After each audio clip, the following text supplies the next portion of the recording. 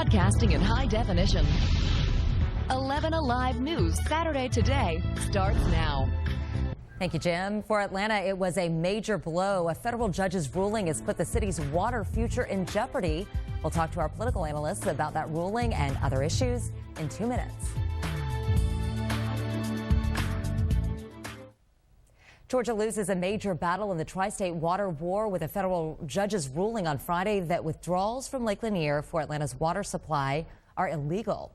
Our political analyst, Bill Crane of CSI Crane, is here with some perspective. Bill, good morning.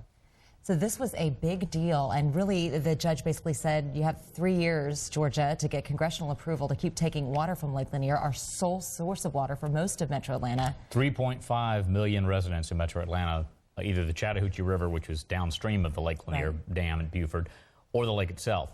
The AJC sometimes really gets it right. Atlanta, a loser. It was like throwing Stone Mountain into Lake Lanier in terms of the long-term effects. And the problem are that Lake Lanier, as big as it is, the only 2 cities that are authorized to draw are Buford and Gainesville.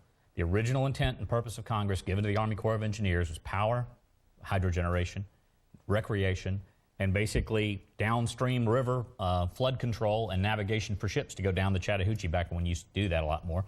So basically we've got 3 years to fix this with a congressional delegation that is majority Republican, 2 Republican senators, 7 members of Congress, 6 on the Democratic side, which is the power that's in charge right now, both Congress and the White House.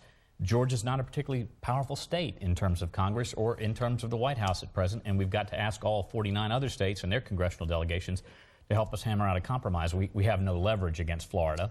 Charlie Crist is running for Senate, or will be down there, and he needs the Florida Panhandle, which is where that water ends up, to carry Florida in the U.S. Senate. So he's not going to be a strong ally, and Bob Riley of Alabama is going out of office next year, as is Governor Sonny Perdue.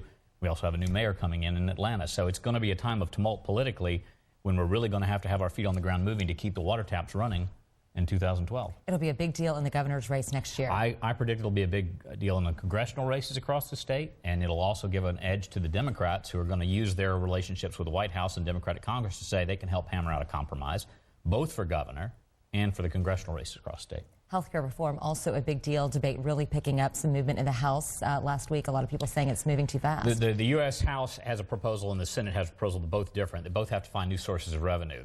The House proposal basically wants to put a tax on everybody who makes more than $350,000 a year, 60% of which are small businesses, or a surcharge if you don't provide your employees health insurance of 8% on payroll, which most companies these days in this recession don't even have an 8% operating profit margin. So that puts them in the tank automatically. On the Senate side, they want to tax wealthier individuals, but they've got less specificity of where they're going to go after that $1.3 trillion in new spending. The Congressional Budget Office said last week the big key here is that neither plan addresses costs. And reducing or freezing health care costs is what President Obama said while he was senator that he wanted to do with health care reform. Supreme Court nominee Sonia Sotomayor under intense questioning. Intense questioning, didn't say much, pleasant, maintained her demeanor the whole week, will be easily confirmed probably in early August.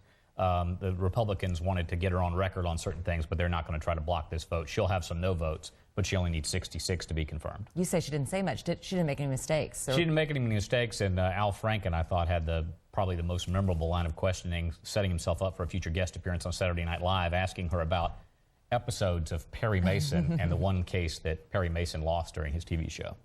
Very interesting stuff. If I could throw in one personal note, it's been 9 years this month that I started sitting here on this desk.